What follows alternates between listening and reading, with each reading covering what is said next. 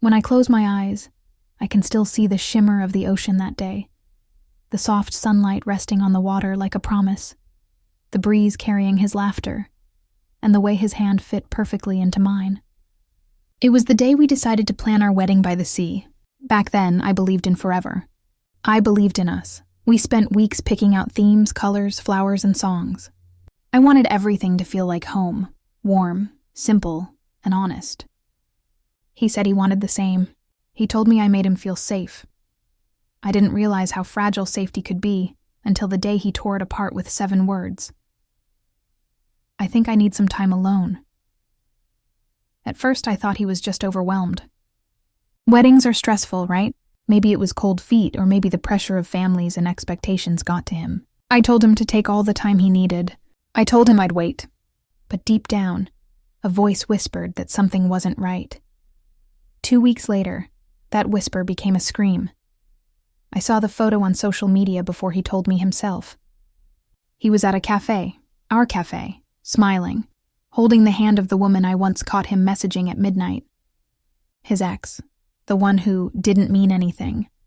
The same woman who broke his heart before me. I froze, staring at the screen until the image blurred with my tears. I didn't confront him right away. I wanted to believe there was a mistake. Maybe it was old, maybe someone tagged him by accident. But when he came home that evening, the guilt was already in his eyes. I didn't need him to say it, but he did anyway. Softly, like a confession he thought would earn him sympathy. I didn't mean for it to happen. We just reconnected. I realized I still have feelings for her. The silence after that felt endless. I remember my hands trembling as I took off the ring. It left a faint circle on my finger, pale and empty. I didn't yell. I didn't beg. I just packed. Every photo, every shared mug, every trace of us. I folded them away into a box and left it on the kitchen counter. I didn't even take the beach painting we'd bought together. It used to make me smile. Now it just mocked me.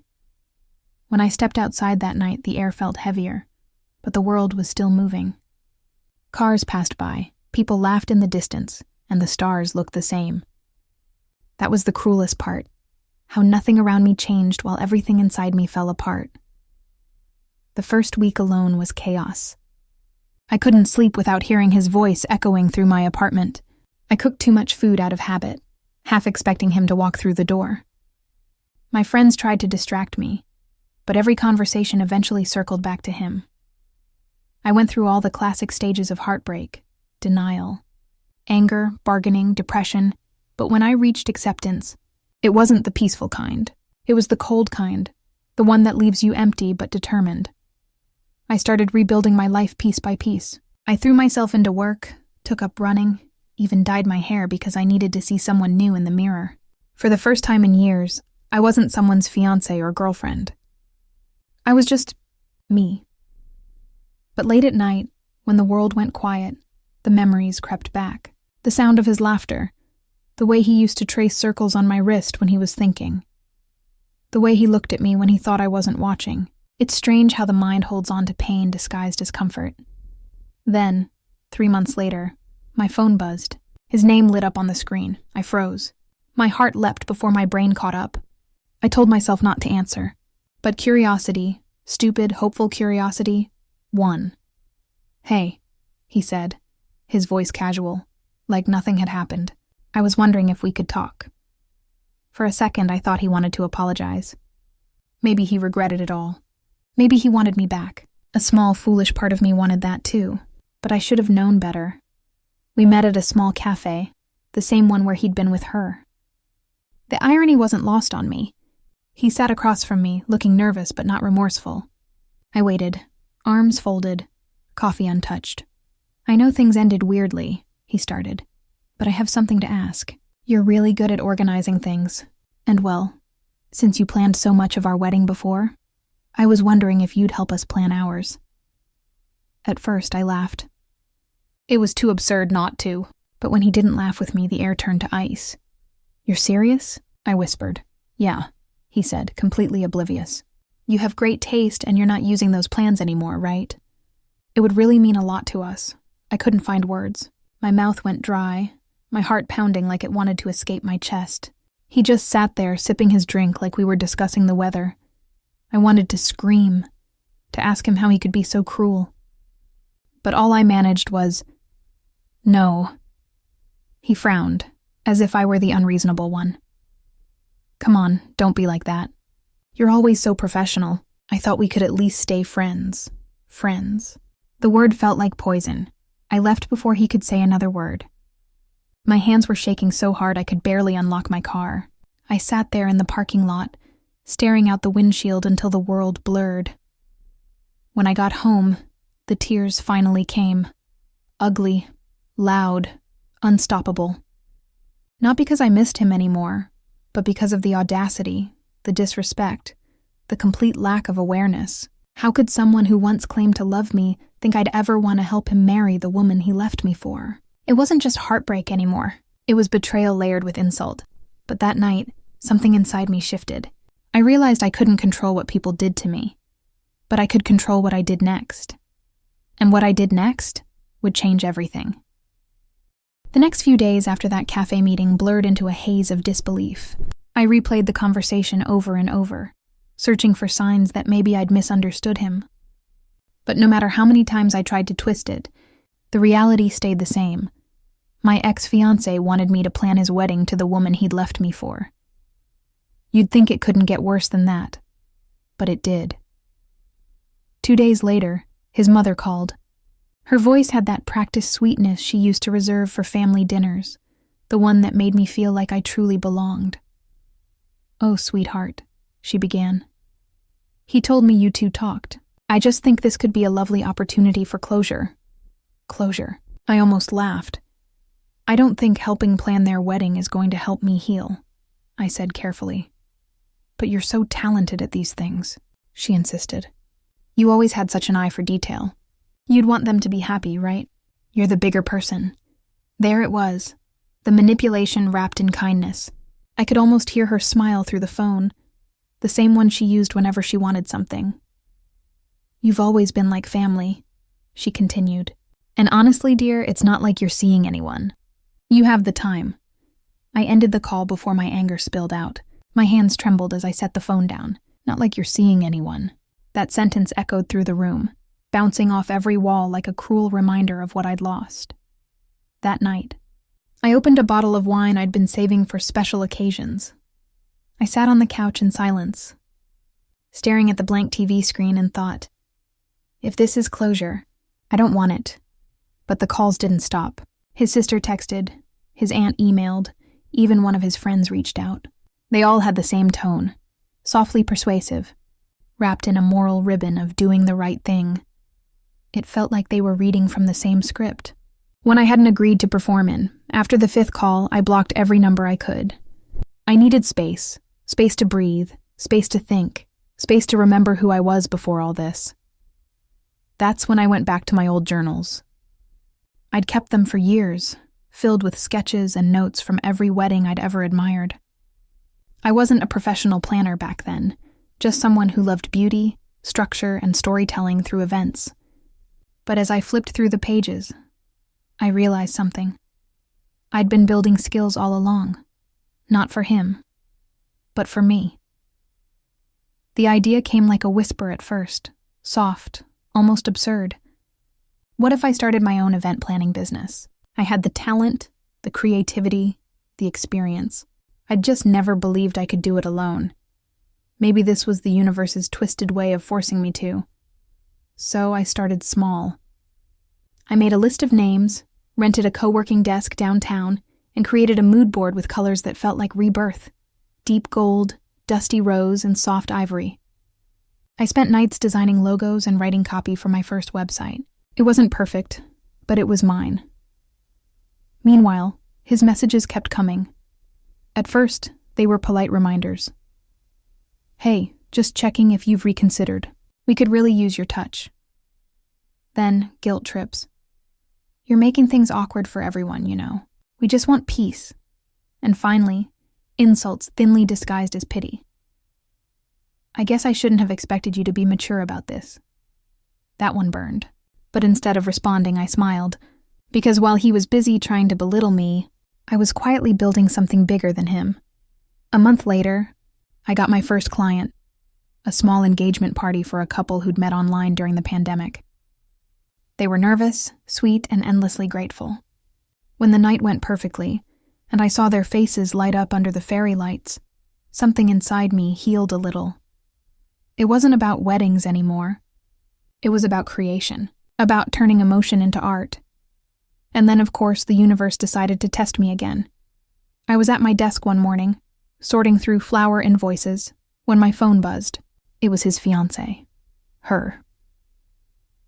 I hesitated before answering, but curiosity got the better of me. "Hi, this is Emma," she said in that airy, casual tone I remembered from the few times we'd met. "Listen, I know things were complicated between us, but I wanted to reach out woman to woman." "Complicated?" I repeated. "That's one word for it." "I get it, I do," she said quickly. "But this wedding means a lot to us, and honestly, I want it to be beautiful. He says you're amazing at this kind of thing. I'd even pay you." The audacity left me speechless for a moment. "You'd pay me to plan your wedding to my ex-fiancé?" I asked slowly, to make sure I heard right. "Well, yes. I mean, it would be strictly professional. No hard feelings, right?" That line, "no hard feelings," was the final straw. I let out a small laugh, one that startled even me. "You know," I said, "you two are perfect for each other. You both think the world revolves around what you want, but some of us have boundaries." I hung up before she could respond. My heart was racing, but it felt good, clean, powerful. For the first time in months, I'd said no and meant it. That night, I poured all that fire into my business. I revamped my website, designed new packages, and printed cards that read, "Turning heartbreak into celebration, because every ending deserves a new beginning." The next morning, my inbox pinged with a new inquiry. A woman named Rachel wanted help planning a small ceremony after a rough breakup. Her email ended with a line that made me pause. "I'm not marrying anyone. I just want to celebrate choosing myself," I smiled. She didn't know it, but her words mirrored my own story. Over the next weeks, we worked together. I helped her design a self-love ceremony, candles, music, vows she wrote to herself. It was beautiful, intimate, raw, and when she stood there, reading her promises out loud, I felt tears in my eyes, not because I was sad, but because I understood. Sometimes, the most powerful weddings are the ones where you marry your own strength. The morning of their wedding arrived with the kind of weather brides dream of. Clear skies, a gentle breeze, sunlight dancing across the trees. If I were still the woman I used to be, I might have felt a pang of longing, maybe even regret. But as I looked out my own apartment window, coffee warming my hands, I felt nothing but a strange, steady calm, somewhere across town. He was probably adjusting his tie, smiling into a mirror, pretending everything had worked out perfectly. And maybe it had for him. But for me, that day marked something entirely different. The first full day I finally stopped being part of his story and began writing my own. I didn't go to the ceremony. Despite the texts and calls and the not-so-subtle Facebook tags from mutual friends trying to reconnect, I stayed home. I had better things to do. Because that morning, instead of mourning what was, I officially launched my business, Reverie Events. I'd built the website myself. Every line, every image, every word came from late nights and quiet tears that had hardened into drive. The tagline read, "Crafting stories that heal through celebration." And in a way, it wasn't just marketing. It was my truth. The first few weeks were slow. I expected that. Most businesses don't take off overnight, but then the universe, as always, sent me a sign. Rachel, the woman who had thrown herself a self-love ceremony, posted her story on social media. She tagged my business, called me the planner who gave her peace, and within days, my inbox overflowed. Women from all over wrote to me, sharing their heartbreaks, their fresh starts, their quiet courage. They didn't want fairy tale weddings. They wanted closure. They wanted rebirth. And somehow, I had become the person who could help them create that.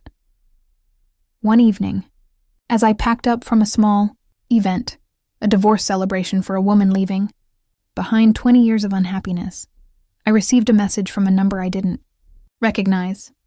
"Hi, it's me." I didn't need to ask who. I Just wanted to thank you, the message continued. The wedding was beautiful. You were right not to come. It would have been weird. But seeing everything, I realized something. I miss talking to you. I miss your calm. We were good together, weren't we? For a moment, my fingers hovered above the keyboard. I could have written back something cutting, something clever. But instead, I simply deleted the message. Because what was there to say? I didn't miss him. I missed who I thought he was, and that version of him never really existed. Weeks passed, and Reverie events started gaining traction. I hired an assistant, a bright-eyed intern who reminded me of myself years ago, hopeful, eager, full of dreams. We worked out of a small studio above a flower shop that always smelled faintly of jasmine and eucalyptus. It wasn't fancy, but it felt alive. Every new client came with a story, some tender, some tragic. One woman wanted to host a celebration for adopting her first child on her own. Another wanted to throw a dinner to mark the anniversary of leaving a toxic relationship. Each event was intimate, filled with laughter, and tinged with the bittersweet beauty of survival. And then, one afternoon, I got an unexpected visitor. I was arranging a table mock-up when the door opened, and there he was. My ex. Standing there in his pressed shirt, holding a bouquet. Of all things. You look great, he said softly. I didn't invite him to sit. What are you doing here? I heard about your business, he said. You're doing really well. I just wanted to, I don't know, see how you're doing. I tilted my head, studying him. He looked the same, but smaller somehow, like time had peeled away the illusion I'd built around him. I'm doing fine, I said simply. Listen, he continued, shifting awkwardly. Things didn't really work out between me and her. We're figuring things out separately. There it was, the confession. The opening he was hoping would lead somewhere. I was thinking maybe we could grab coffee. Just talk. No pressure. I smiled.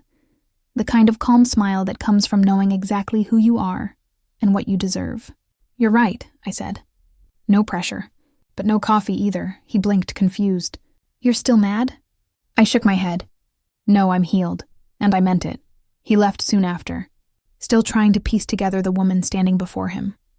Stronger, untouchable, not the same girl who once cried over a ring. After he walked out, I sat back down at my desk and opened my planner. On the top of tomorrow's page, I had written, Launch new campaign, celebrate your comeback. I smiled. It was fitting. That evening, I attended an event one of my clients was hosting, a small garden ceremony under string lights. She'd once been left at the altar. Now, she was marrying a man who had waited patiently for her to trust again. As they exchanged vows, I stood at the back, hands clasped, and let the warmth of it all wash over me. But here's the twist. I didn't feel envy. I felt gratitude, because losing him had given me myself. Later that night, as I drove home, I passed by the beach where it all began. The waves whispered against the shore, steady and eternal. I parked the car, slipped off my shoes, and walked down to the water. The moon hung low, golden, painting a path of light across the ocean.